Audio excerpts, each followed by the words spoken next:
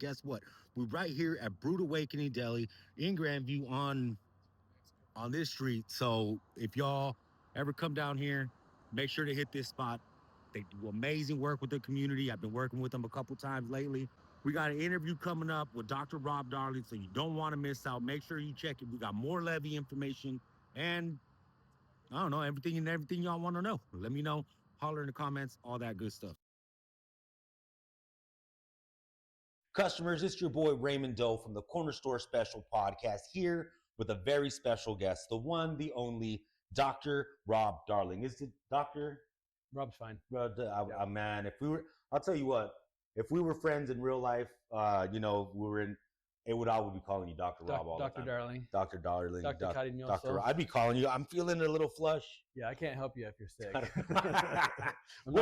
Let me ask you, what goes into getting your doctorate? How much time do you have to? It took me about 4.5 years. Okay. It's a doctoral program, and then I had to do a dissertation where I had to literally identify a problem, get it passed off by an instructional review board for the university, and then go out and do research around the problem. So I was researching because I wanted to research something that was going to do good. So I researched, what do principals in rural school districts do to successfully keep early career teachers? Okay. Because teachers typically churn like 5 years, they're done. Right. And in rural districts, that turnover is a lot higher. Okay. And so we had a lot of districts around our part of the state where principals were bucking that trend. So I went through and interviewed all the principals. I said, so what do you think you've done that's made teachers stay? And then I went and asked the teachers, what did you do? And it was interesting. Like the principal said, I do this, this, and this. The teacher said, he does this, this, and this. And there was only like one thing aligned. What the principals thought they were doing that was effective was nothing what the teachers needed.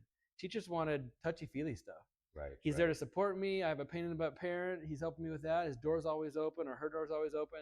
And the principals didn't even realize that those were the things that mattered to the teachers. Yeah, that supervise people. And early on, when I first started doing it, it's one of those things that I realized that you have to get with people on I don't want to say personal level, but almost a personal level, because it definitely builds that rapport, camaraderie, where they feel safe with and around you. Yeah. No matter what you do for work, you're in the people business. Yeah, always. And because you rely on people, if they're happy, they're going to be healthy. They're healthy, they're going to stay at work. If they're happy, they're going to show up and work harder. I mean, if you don't meet their most basic needs, they're out. Yeah. And some of my direct reports are multifaceted, so don't work directly with customers, but they work directly with, the drivers. And so I tell them, well, your customers are, whoever is behind you. Whoever's right behind you, that's who your customer is. Exactly. Whoever you're talking to that moment, that's your customer. Yeah, you're always in customer service. So it's one of those things. And I wanted to let you know, I was thinking about this all day. I wore a polo today for you. So and then I dressed down. Yeah.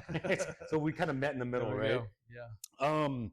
Before we get into it, the podcast is called the Corner Store Special Podcast. I put an emphasis on it here in the Northwest, in the area, growing up in the Valley.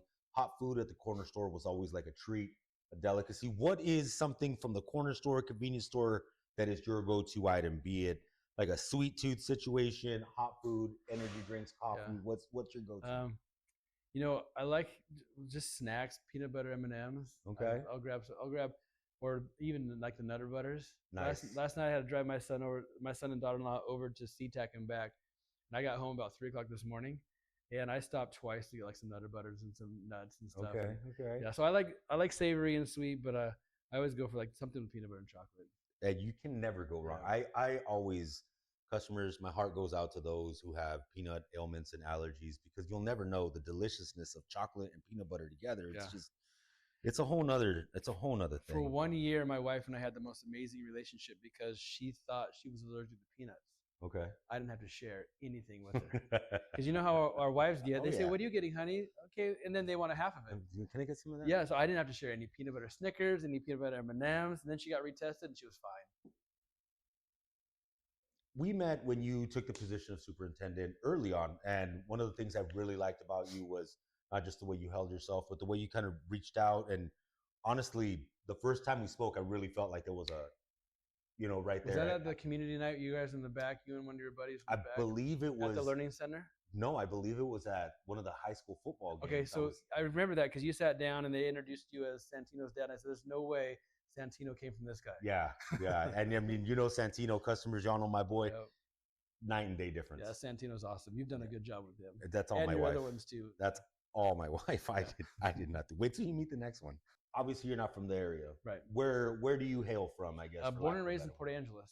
Okay. So I was almost as far away from here as you can get without going into Pacific. Okay. And I could literally see Canada from my house, Vancouver Island there. Okay, So I grew up in the mountains and logging and fishing region. And so moving over here, we've been over here about 13 or 14 years now. And I didn't know what ag meant.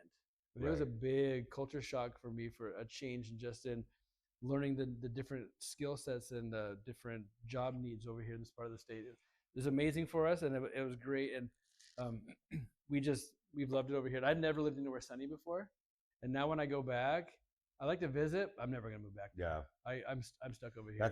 When I go to Los Angeles, it's the same thing. I kind of look around. I'm like, it's nice to just like not have to work here. Yeah.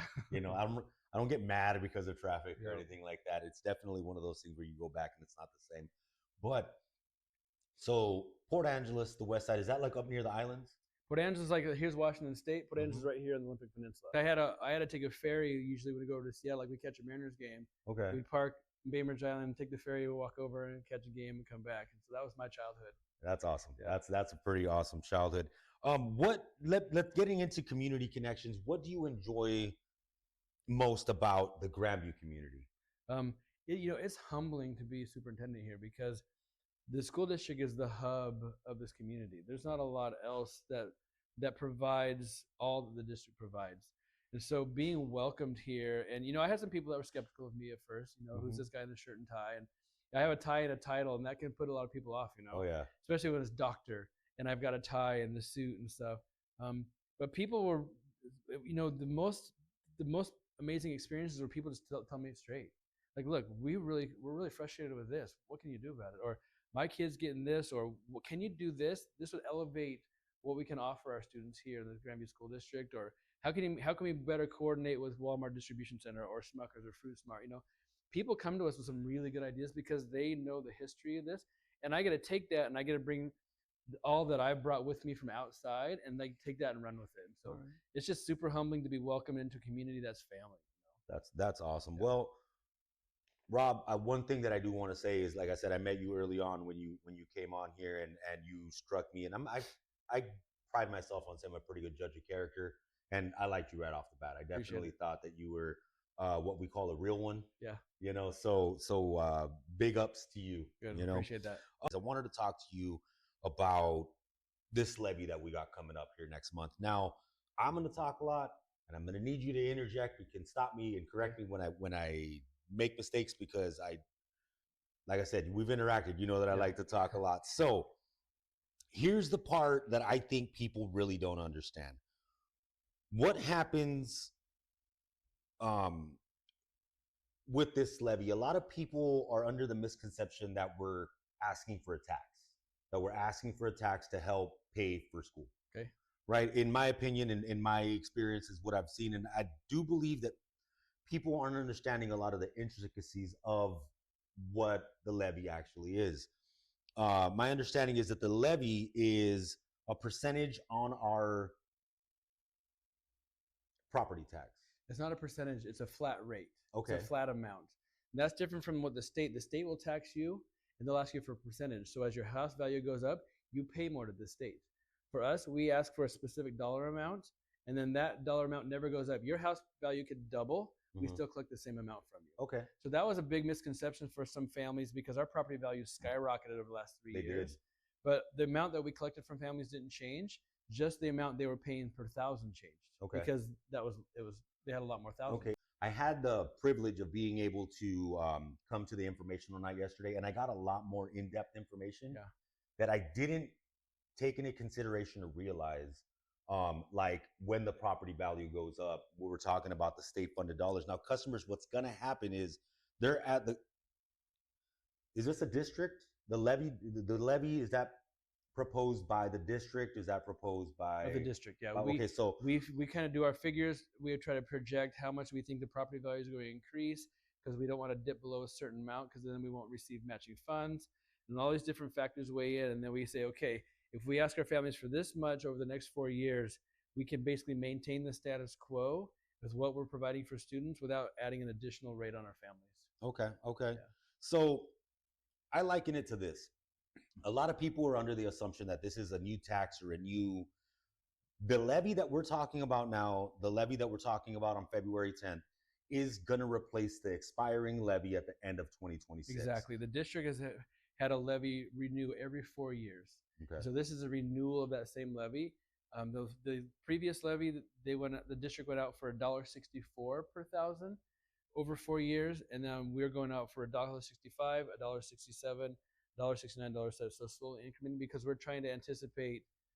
We can't dip below $1.50, or we lose matching funds from the state. And that's one of the things that I learned yesterday. When those property values went up, we did dip under. Yeah. So what happens, customers, is the district is asking for X amount of dollars per $1,000 that your home is assessed.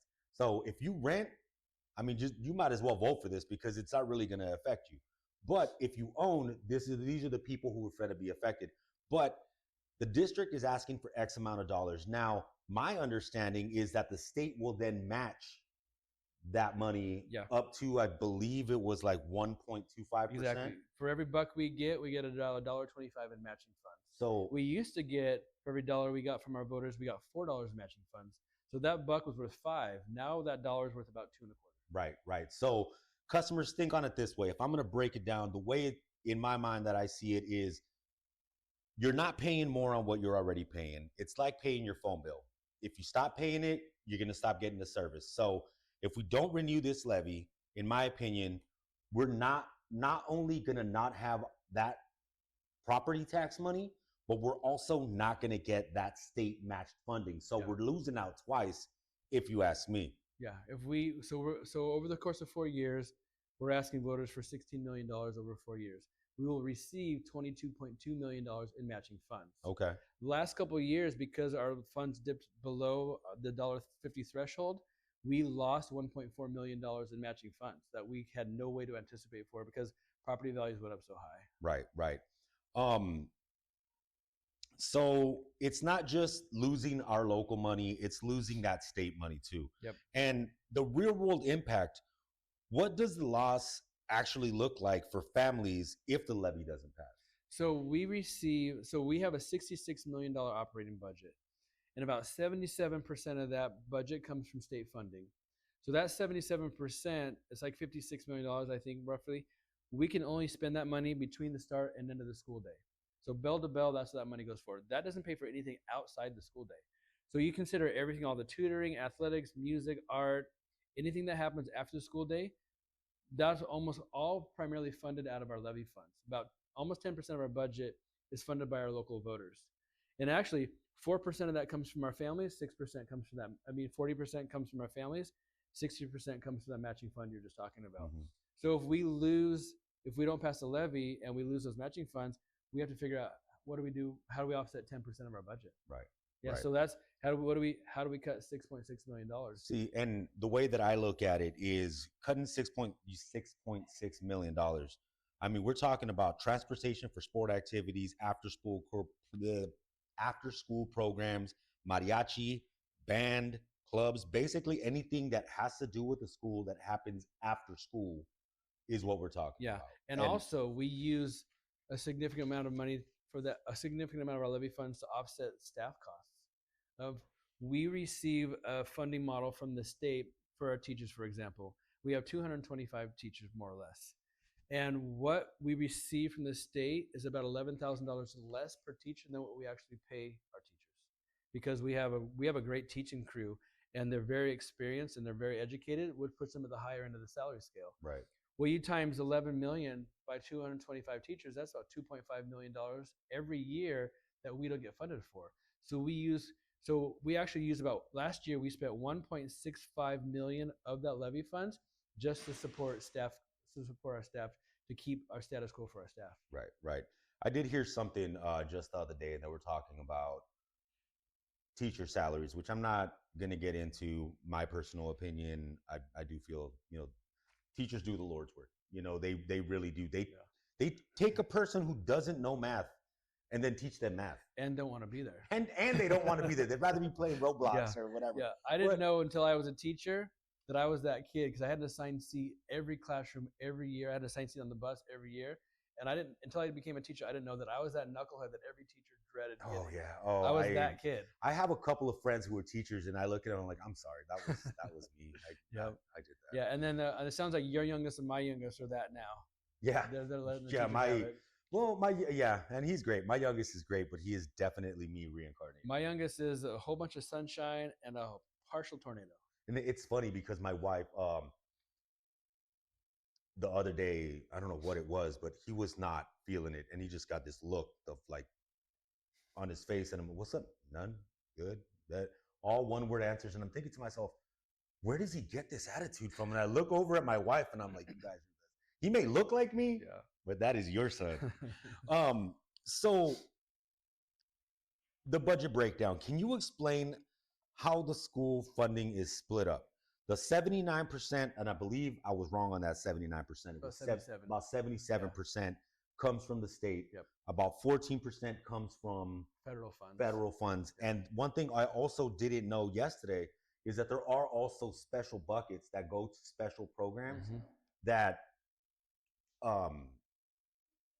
can't be used for any other program. Exactly. So this levy, in my mind, the way I'm looking at it is, I mean, you ever worked on a car or did a bathroom, it's the caulk or the Bondo that kind of fills in the gaps, right? Everything and anything that needs to be filled in is what we're going to take from this. One thing that I didn't know until I did the research on this, the difference between a levy and a bond. Yeah. So we're not going to take this levy money, which is for operations, and use it for, and you know what would be cool is if we built a new shed in the back of the high school so that we could park school buses. Or a new track or something. Yeah, or a new tracker or things like that. This isn't going to be used for that. Right. This is primarily for school activities, the things that, I mean, enrich our lives. And really, customers, if you look about it and think about it, take those words, reverse them. There you go. These programs that we're talking about, the teachers and the help that we need, it really does help the everyday to-day community. It's something that we talked about yesterday, right? If there's no sports, one thing that I didn't know also is that besides varsity, there really isn't any cuts to teams. Yeah, we do everything we can to provide seed teams, combo teams, and you figure it's going to cost us between $12,000 to $15,000 each team. We have 99 coaches every year. Yeah. And so, but if we don't cut if we cut kids, they're going to be out doing dumb stuff. And, I know what I was doing. Yeah, and they're going to be out, getting into trouble, making babies, doing things that 15-year-old boys do. And so everything we can do, and that makes our community better if those kids are actively engaged in something with us. And some of our kids, like a kid who's involved in just one sport a year, typically goes to school 21 more days a year. That's a month of attendance that they're in the building. They might not want to be there, but they know they got to toe the line because they want to be eligible for that sport. Right. So I don't care why they're there. They're where they're supposed to be, and then we can get them up. I imagine the same thing goes for grades, right? I mean, somebody who could, like my own personal self or my child, allegedly, only do whatever it takes to kind of get by, or have to perform at a higher level because I love baseball and I'm not going to not play baseball. Yeah. They typically, students who are involved in sports score 40% higher on standardized tests because they're more engaged because they know they're held accountable for their grades. And some coaches will hold study halls and hold kids accountable for tutoring sessions because they want them to be successful.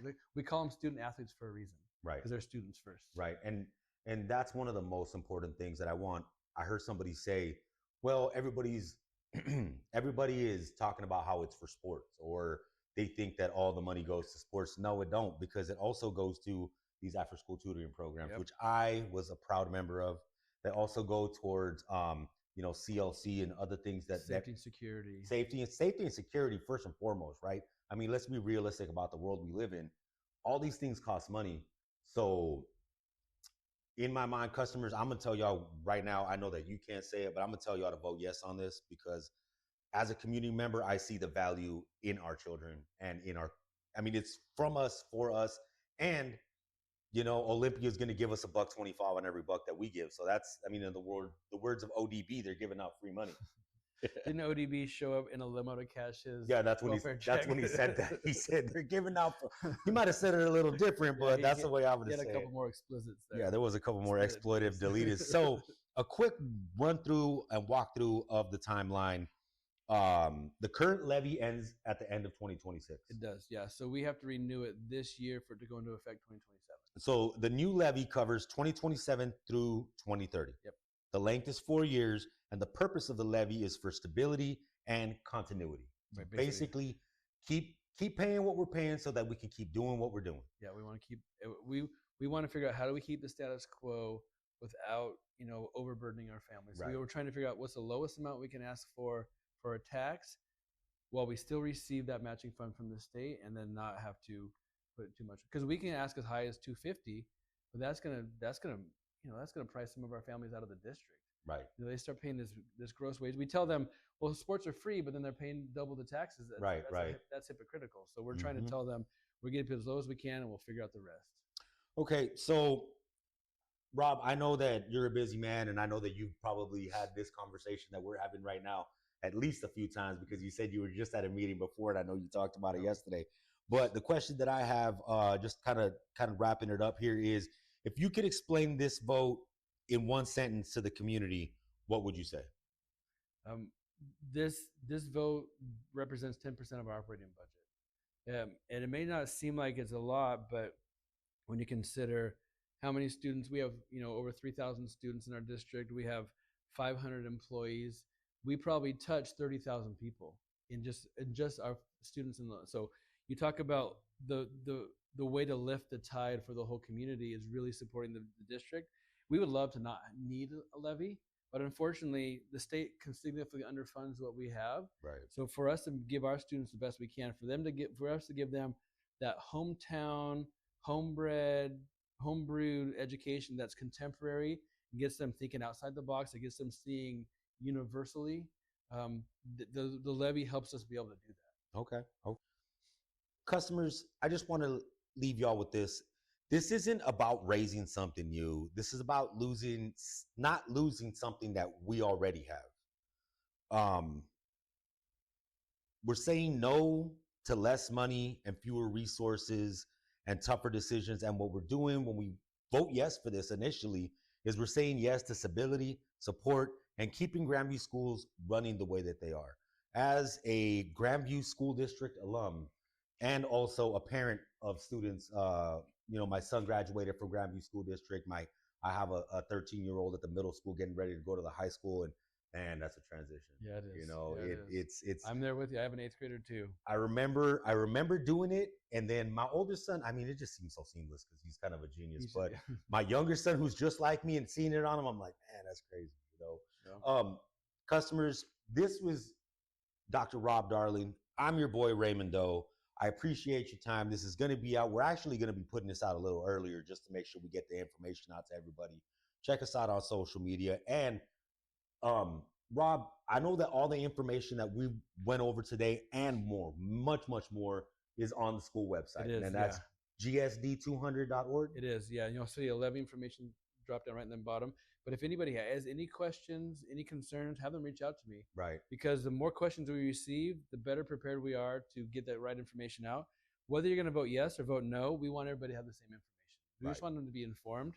And so share with your friends, send them my way. We'll sit and chat. And if you want us to present to your church group or your bunco group or wherever, we just want to be out there. Customers, put it in the comments. We'll send you the link. We'll holler at you. I was Raymond Doe. This was Rob Darling. Thank you for listening and watching, and we'll catch y'all next time. All right.